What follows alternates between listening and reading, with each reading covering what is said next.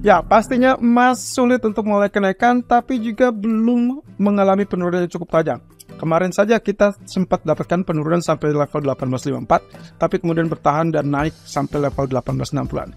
Nah, berarti ini kemungkinan masih tetap wait and see sampai terkait dengan data inflasi. Itu artinya, persis dengan apa yang sempat kita sampaikan juga di hari Senin, bahwasanya kemungkinan potensinya market sudah hanya sekedar sedikit saja merespon dari geopolitik, kemudian langsung switch off, fokusnya langsung kepada data ekonomi. Oke, apa yang bisa kita perbuat untuk hari ini, dan apakah mungkin kita akan lihat level 1870 atau justru turun di bawah 1840? Itu yang akan kita coba intip terlebih dulu, terutama kaitannya dengan US dollar. Ya, ini adalah US Treasury Yield yang ternyata bergerak sesuai dengan apa yang kita harapkan kemarin ya. Jadi posisinya sebetulnya kita sudah memperkirakan penurunan tersebut secara bertahap itu akan semakin atau kembali mendekat ke level support yang berikutnya, itu adalah level trendline biru. Nah, masalahnya adalah apakah ini akan berlanjut dengan penurunan atau justru dia akan rebound.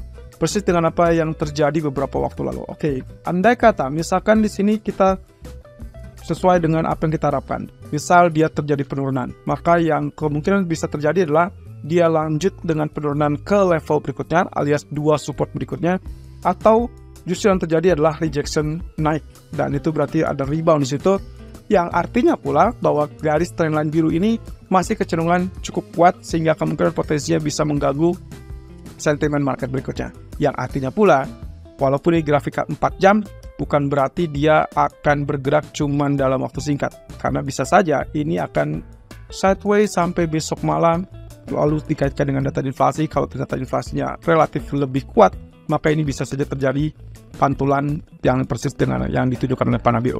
Oke, berarti 1 atau 2 hari ini jangan sampai lengah, karena kemungkinan apapun bisa terjadi, antara tembus support ataupun rebound. Nah, sementara kalau kita perhatikan dari candle daily-nya, sebetulnya kondisinya tidak terlalu spesifik bahwa dia mengalami pantulan, teman-teman. Ingat bahwasanya kondisi candle sebelumnya adalah long black candle atau long bearish candle. Kalaupun misalkan Anda lihat di sini adalah inverted hammer, saya tidak menyangkal itu adalah betul. Tapi posisinya adalah kebetulan dia tertahan di zona tengah atau 50% dari real body long black candle atau long bearish candle.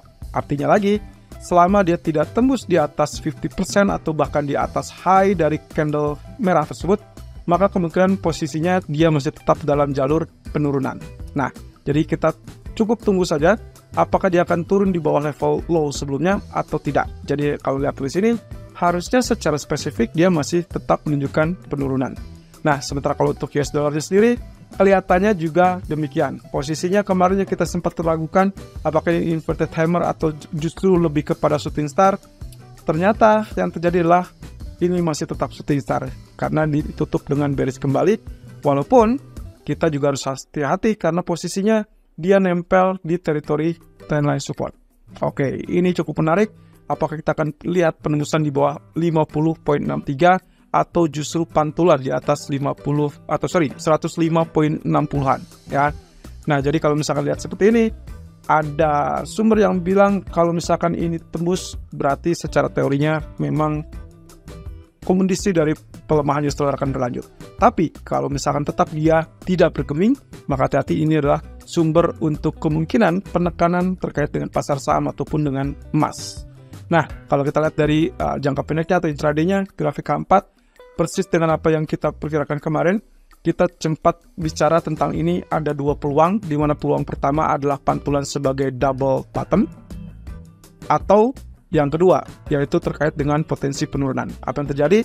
Ternyata lebih confirm untuk turun dan lanjutkan penurunan tersebut semakin dekat, dan oke, ini berarti lebih kepada formasi lower high, sementara low-nya pun lebih rendah, maka kemungkinan potensinya kita berharap ini hanya pantulan sesaat sebelum akhirnya dia turun lagi, atau bahkan lebih rendah lagi. Walaupun saya agak ragu kalau misalkan dia bisa turun di bawah 105.60-an ya, karena posisinya kita masih tetap wait and see sampai data inflasi CPI besok. PPI nanti malam mungkin saja akan berpengaruh, tapi tidak akan sehebat CPI. Jadi kalau misalnya kita lihat dari sini, grafik menunjukkan H4 dari gold sendiri kecenderungannya masih tetap dalam jalur kenaikan, karena low pertama, low kedua lebih tinggi daripada low pertama, jadi kita sebut dengan higher low, bahkan low ketiga dia lebih tinggi daripada low kedua ataupun bahkan low pertama. Jadi ini adalah high low. Sementara untuk high-nya sendiri, high pertama juga lebih ada, ya bisa dibilang terbantu oleh gap gitu ya. Ini kita anggap di sini kita tidak lihat sebagai high, tapi inilah high pertamanya. Lalu kemudian high keduanya lebih tinggi daripada high pertama. Jadi yang kita harapkan di sini, karena kemarin kita betul-betul mengharapkan ini tidak tembus, maka kita berharap ini adalah lanjutannya. Antara dia tertahan di 1871 kemudian diturun, atau dia naik dulu sampai 1880-an, either itu 1882 ataupun 1885, lalu kemudian barulah rejection turun. Yang saya khawatirkan adalah kejutannya baru akan dicapai atau baru akan terbentuk besok saat data CPI.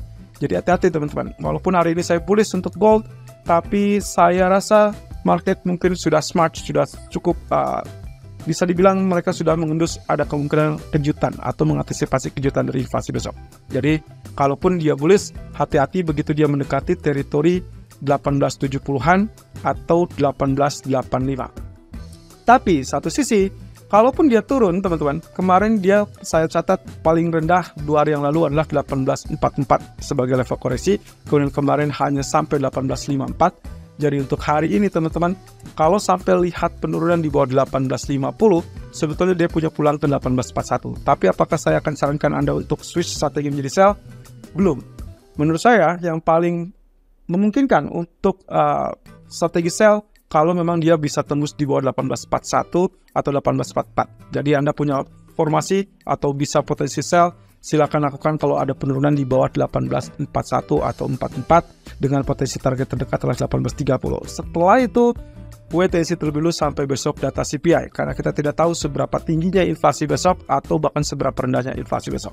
Nah, satu sisi kalau perhatikan dari grafik daily, memang sebetulnya dia ditutup dengan kondisi doji candle. Tapi doji ini saya anggap bahwa sehari sebelumnya dia bullish, berarti dia ada koreksi dan itu masih tetap normal, dan lagi-lagi 50% real body menahan laju penurunan. Tapi mungkin saja hari ini akan ada tail yang cukup panjang ke bawah setelah dia mencapai level resisten atau mendekat resisten. Jadi sangat memungkinkan untuk potensi tersebut. Yang harus dijaga adalah setidaknya dia tidak muncul di bawah 1840. Itu saja. Nah, terakhir kalau misalkan lihat dari grafik K1-nya pun kelihatannya juga kita masih tetap ada harapan untuk kenaikan, karena kalau kita perhatikan dari sini harga menyusun level yang lebih tinggi sementara bagian RSI-nya lebih rendah. Ya, walaupun ini tidak termasuk kategorinya bullish divergence yang ideal, tapi bagi saya ini masih tetap potensinya adalah menyambangi atau kurang lebih mendekati level 1871 atau bahkan 1880-an. Oke, tapi dengan catatan sebetulnya level 1840 lagi-lagi itu yang harus menjadi formasi yang diperhatikan oleh trader. Oke, sekarang kita coba lihat dari sisi crude oil. Posisinya dia ditutup dengan candle yang agak bearish, jadi saya rasa ini masih tetap dalam jalur penurunan. Tentunya Anda ingat kemarin saya sempat mengatakan posisinya antara dia tertahan atau dia lanjutkan kenaikan tergantung dari nasib dia saat penutupan candle. Ternyata penutupan candle 2 hari berturut-turut itu berada di bawah 50% real body long black candle. Artinya fix untuk kali ini, mau itu dia hanya sekedar menutup gap atau memang terjadi penurunan. Tapi yang jelas itu adalah sinyal yang memungkinkan dia akan terjadi penurunan kembali. Kalau misalkan lihat dari sini, posisinya sangat memungkinkan dia sideways, mungkin saja dia akan tutup gap dan itu berarti targetnya sampai level 83 atau ya mungkin 830-50-an ya. Nah, cuman setelah itu hati-hati karena bisa saja dia terjadi pantulan. Nah, tapi catatan terakhir adalah kalau sampai dia naik dan tembus 88, Anda boleh follow buy teman-teman. Dengan potensi yang terdekat level 90, saya belum lihat ada alasan untuk mendorong dia ke level 100 atau bahkan minimal 95. Yang saya lihat mungkin saja dia tertahan di 88 atau kalaupun break mungkin aja sama kurang lebih sampai 90-an ya. Jadi kemungkinan posisinya saya mesti tetap coba untuk sell, at least dia tutup gap yang kemarin terjadi di hari Senin. Dan pound sterling saya rasa kali ini dia kembali ke dalam jalur yang benar teman-teman, setelah diganggu oleh geopolitik dengan memanfaatkan pelemahan US dollar selama 2 hari berturut-turut. Maka kemungkinan inilah yang akan menjadi penentunya. Apakah kita akan bisa melihat pound sterling tembus di atas 1.23200 ataupun 1.23600, tergantung dari posisi ini.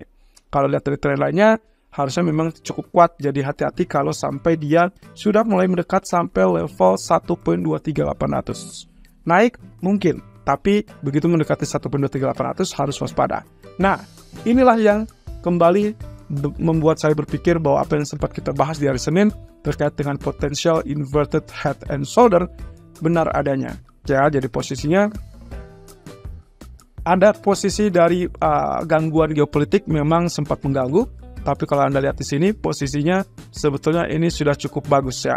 Jadi kondisi ini dia sudah menjalankan format yang cukup bagus sehingga kemungkinan potensi kenaikan masih akan ada. Nah, tinggal masalahnya adalah kalau lihat dari areal ini, maka saya tidak berharap dia turun di bawah 1.2260. Maka itulah areal buy Anda. Tapi sampai saat ini 1.2280 masih tertahan. Jadi kita tinggal tunggu saja.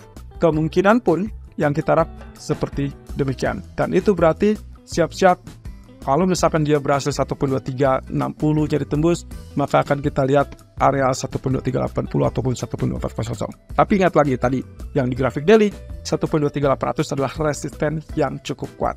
Lalu, bolehkah saya switch strategi untuk menjadi sell? Boleh kalau dia betul-betul confirm tembus 1.2207 atau 1.2200. Jadi tetap berhati-hati karena 1 dan 2 hari ini alias hari ini dengan data PPI dan besok data CPI tidak ada data dari Inggris, maka kemungkinan potensinya semua tertuju pada data Amerika. Apa yang kita harapkan, kalau memang sesuai dengan harapannya adalah melemah, maka kita bisa dapatkan kenaikan untuk pound sterling ataupun untuk emas.